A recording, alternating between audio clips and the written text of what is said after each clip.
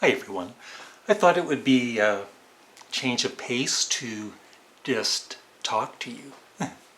And I will be turning 65. Today is February 22nd, 2023, and I'll be turning 65 on the 28th.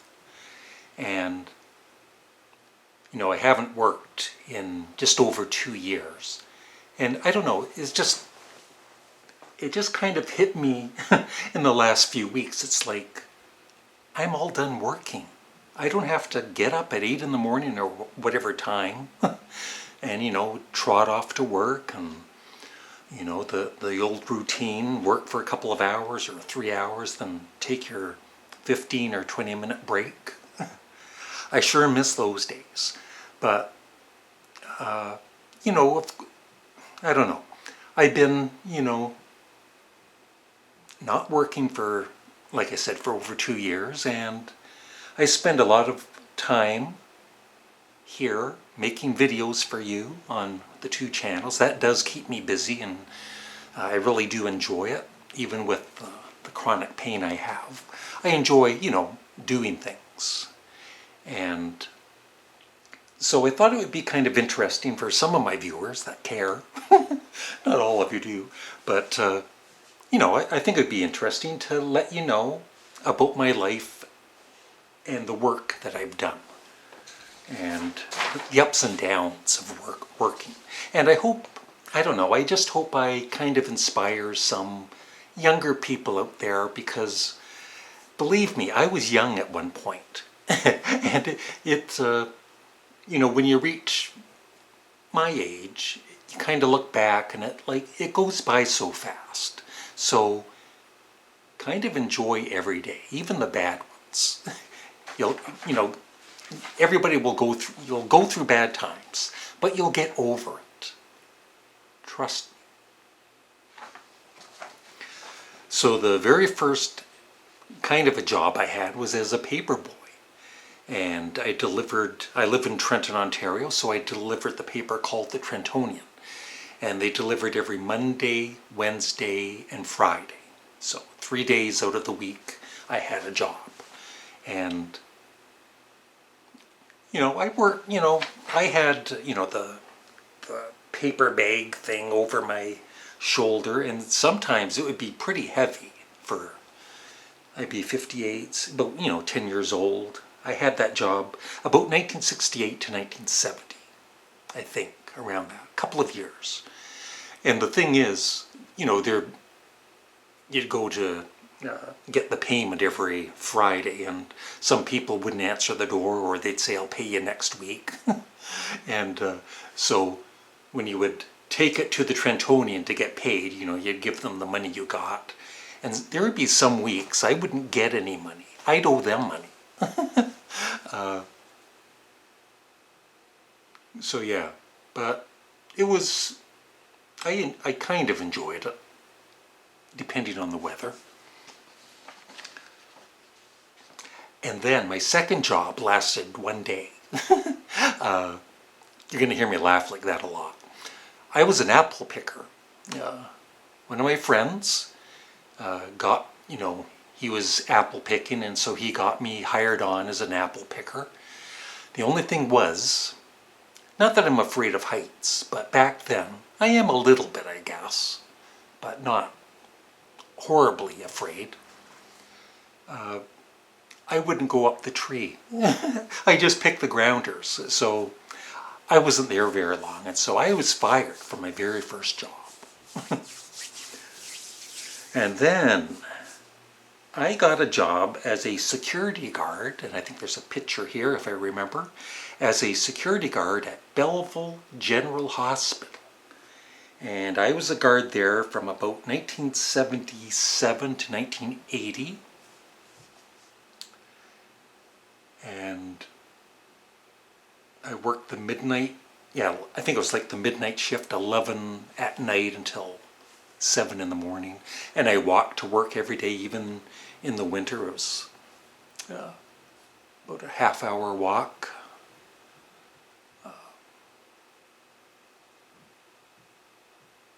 I wasn't the greatest security guard. I think I've told the story elsewhere. I'd have the keys like for the cafeteria, and sometimes I'd crawl into the cafeteria, and there'd be these great big cartons of ice cream, and I'd grab a bowl in the dark, and I'd scoop a couple, and that's when I got to enjoy yogurt too. They had yogurt, and I tried it the first time. It's like, oh, but then I got to love it, and I'd have yogurt there quite often. I hope I can't go to jail now because of that.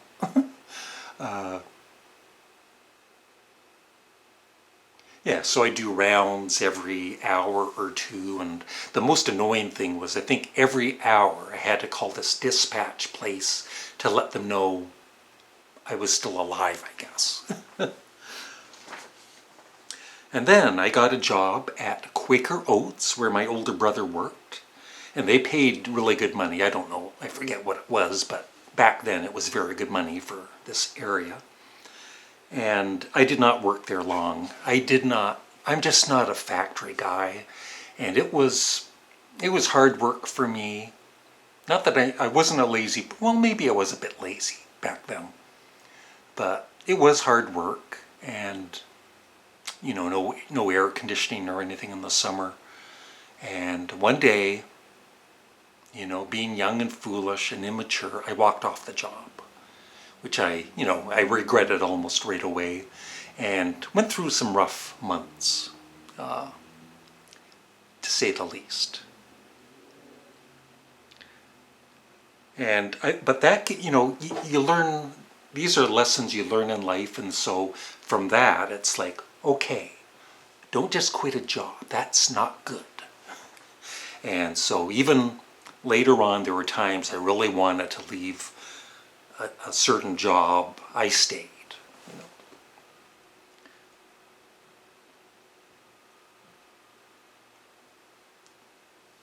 And the next job I had was at Murata Erie.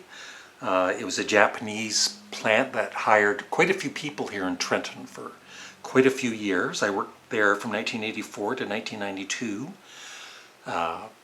It's kind, you know, it's difficult to explain what I did there, but I was working with chemicals, and there were these big mills that you'd add chemicals to, and they actually did parts for the Canada Arm, if anybody remembers that, and radio parts and everything, ceramic. I didn't even understand it, but I did enjoy the job overall. It was sometimes hard work, but you know, the people you were with, we had a lot of laughs and everything, so I did enjoy it overall. It was kind of like family. And then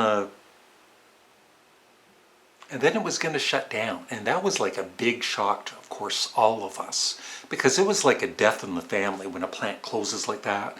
And in fact, maybe a year or two later, the plant, which was pretty big, it was completely gone. And that, you know, you look at it and it's like a shock that it's not even there anymore. And there's some old news footage when we were taking to the streets to complain about the plant shutting down. And so here is the footage, and you'll see me in it somewhere. Unemployed workers in Trenton, Ontario say they have been betrayed by local politicians, and hundreds of them staged an angry rally today in the wake of yet another plant closure.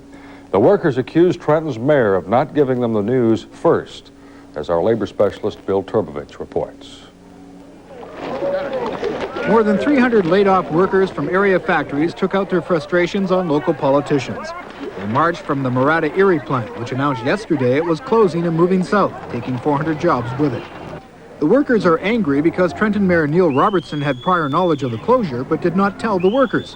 Instead, he hinted about a local plant closure in a Trenton newspaper article last week. We want the mayor! We want the mayor! The demonstration ended in a rally at a local plaza. Again, the mayor was held accountable. But you've got an obligation to the people you represent to let them know so they have as much advance notice as possible. Robertson was willing to take his lumps, and there may be many judging by the signs that greeted him. Those items of communication which I receive are designed to try to alleviate problems. It's not my to let confidential information go out.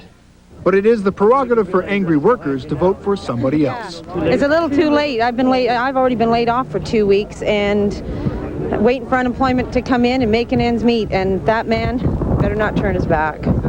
People are fed up. Quinte provincial member Hugh O'Neill also came under fire. He admitted he knew of the problems, but he couldn't get a straight answer from Murata.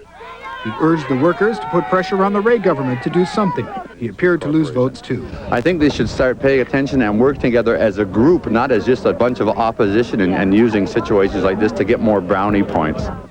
There was plenty of shouting, demands were made for better support from Ottawa, and it did provide a vent for unemployed frustration. But did it accomplish anything? It's not going to save our jobs, but we hope it's going to save other people's jobs in this area. So we have husbands and there's wives and mothers and fathers out there who are working. They're going to have to support us because we're not going to have a job. Bill Turbidich, Global News, Trenton. So, once again, that was a bad time for me. I had a family, two young boys, and I think I did a little bit of work somewhere, but I finally got a job the next year at a place called Quinte Plastics. It was a family-owned business that made various types of plastic bags, like for the newspapers, the blue bags. They were the easiest ones to make. And then there were hospital bags that had a glue strip on them, and they were a pain to make. And I was there from 1993 to 2006. Through the years working there, I got tendonitis in my arms. This is when the pain started. So I had the pain here, and then working there all those years, doing repetitive work, I would be stapling these plastic bags, like 50 stacks, with these plastic header cards and stapling them. So it'd be a lot of clutching, right, through the years.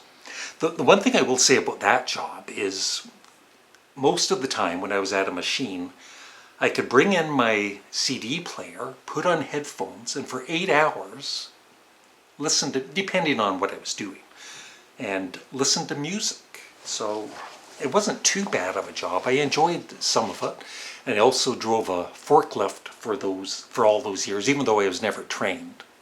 I was trained by the it was my boss and his mom and dad owned this place. And the younger guy, the boss, he would be upstairs in the office yelling down at me. That's how he would train me to unload a truck. So, yeah. I had a lot of, just like everybody, I think, with work, lots of stress. And the younger boss, him and I just never hit it off. And I remember one time him saying to me, just basically saying that you and I have never connected or hit it off. And I'm thinking to myself, yeah, I'm a very nice person and you're not. That's why we've never connected. I was, I was as some of you know, I'm a decent, honest guy. And he wasn't very good to me. He wasn't very nice. And so there was a lot of stress there. And I've told this story before too, but one time I was under the machine, not that I'm very mechanically inclined to fix things, but I was fixing these belts into the machine and I just kind of collapsed. I'm laying there and I'm just thinking, what am I doing here? But I was working because I had to for my family and to keep our home and everything. But this was the days before YouTube, folks. I wasn't the Canadian Studmuffin back then. Where'd you get that? My dad gave it to me. So all I gotta do is aim? Yeah. Does it focus itself? Yeah. And the zoom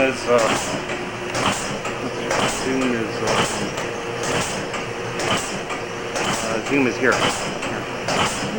Cool. Just go over the whole machine. Who are you selling this to? What? Who are you selling this tape to?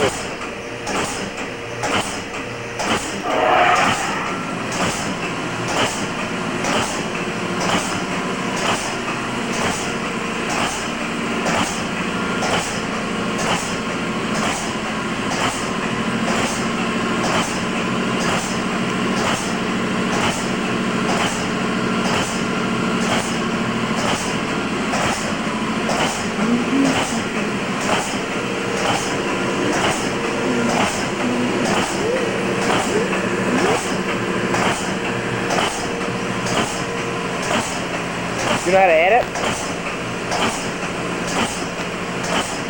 I showed the glue going on the strip. What do you want that for? And watch the strip run up.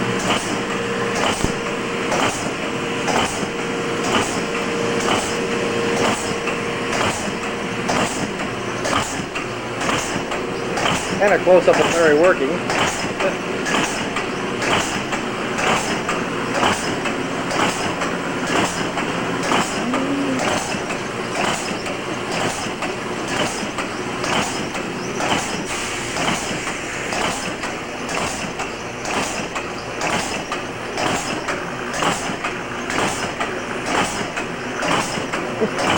That's what you like. I can't show the white line.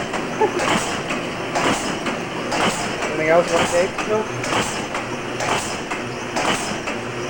How do you stop it? Sit down. This is my big machine. There it is.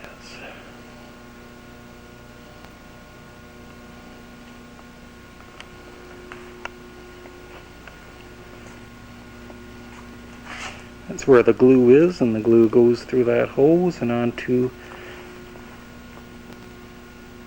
the strip. And sometimes it makes a lovely mess in the rollers.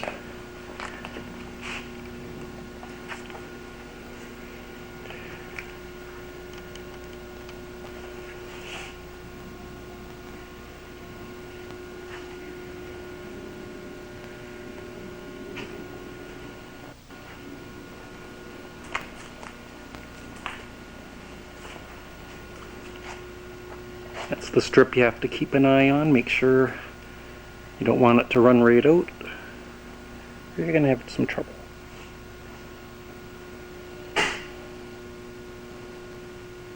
This is the big warehouse.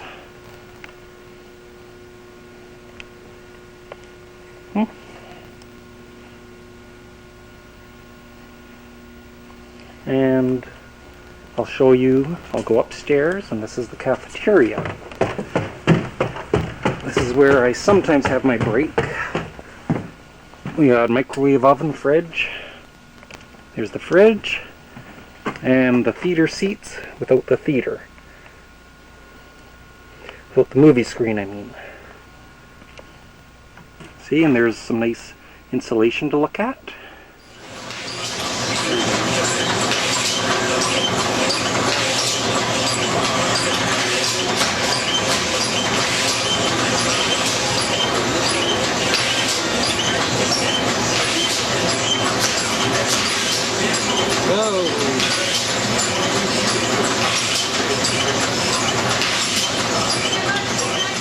Yeah, and they, they knew about the tendonitis. They would even pay for me to go to these, to a therapist, a physical therapist, and he just put on like the TENS machine on my arms, and then I'd have to go to work the next day, so that never worked. So in 2006, working there for 13 years, one day I just, had to stop. And I went on workman's compensation. They actually approved it, thankfully. And I was on that for a couple of years, and I got my grade 12 diploma at that time because I quit school foolishly in grade 10 back in the day. So yeah, so I got my grade 12 diploma, and I got a 2-year advertising diploma from Loyalist College, which I never used. But that was through workman's compensation. They had to push you, to do something.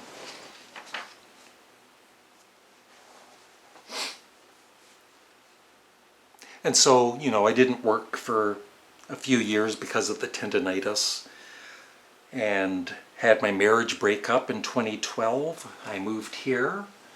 And as I've said before, the first year I was just kind of depressed and lost and everything. And I knew I had to do something, so I did a stage play, which helped my confidence a lot. That's one thing I would urge you if you are, struggling with depression or anything. Just do something. you know, and try and do, you know, something you enjoy. There's got to be something that you enjoy doing. Do it. Yeah, and then, you know, my money was definitely running out, and I had to get a job. And I got a job through Cogeco. It's a temp agency, and so I worked at Procter & Gamble for over 2 years in Belleville, Ontario. And that was hard work for me. Even though I still had the tendinitis, I had to work through it. Basically minimum wage, 12-hour shifts. So 1 week it would be 60 hours, and the next week it would be 24. And so you would work 7 p.m. till 7 in the morning, and then the next week it would be the other way around. Whatever, I know there's a word for that shift, continental shift or something, I don't know. But it did, you know, not that I enjoyed it, but I liked the people there. I got to be friends with some people. And then I found out that Mckesson, Canada, another well-paying place. Oh, I wanted to mention one more thing about Procter & Gamble, which I don't agree with. I don't know if they still do it. But the temps would have to go to this trailer for their breaks. They could not eat in the Procter & Gamble cafeteria, which, you know, you could go in the cafeteria to order. They had this, you know, they cooked meals there, like breakfast and everything there. So you could get bacon and eggs, they'd wrap it up, and you'd have to take it to the trailer. It's like you're a second or third class citizens. I didn't think that was right. So yeah, then I went to another temp agency called Drake, and I got on with Mckesson, Canada, as a temp, 8-hour shifts, which is better for me, but still it was a lot of hard physical work. And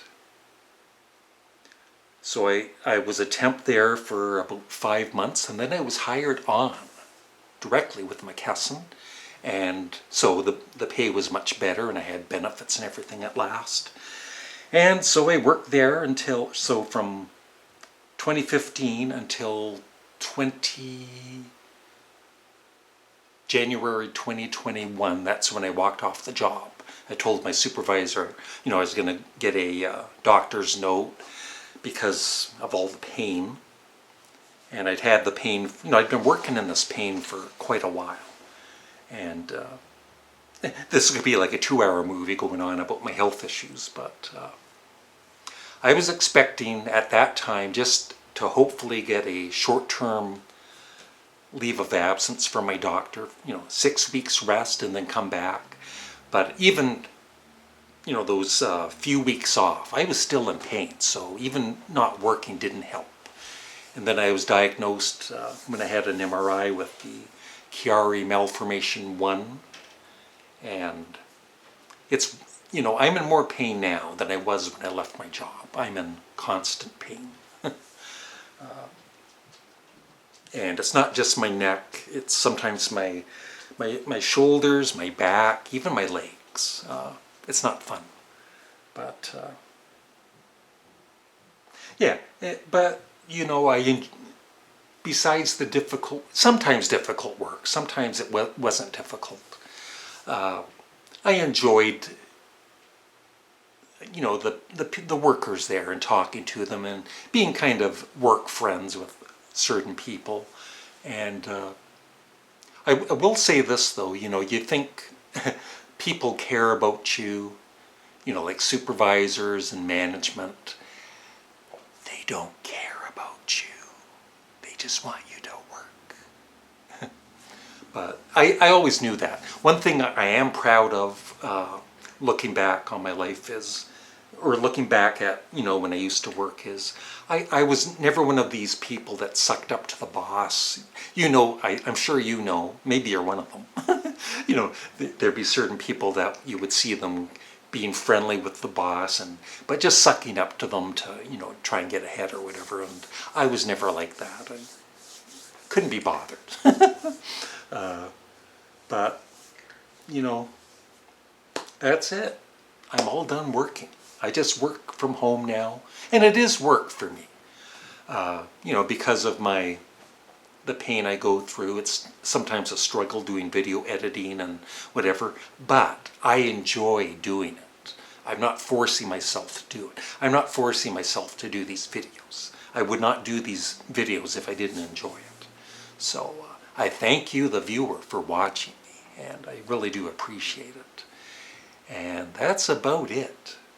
So thanks for watching. I would actually love your thoughts below on, you know, some of your work experiences, what you've been through, and maybe a word or two from younger people out there. And like I said, many times, you know, there's certain days it's like, oh, will this day ever end?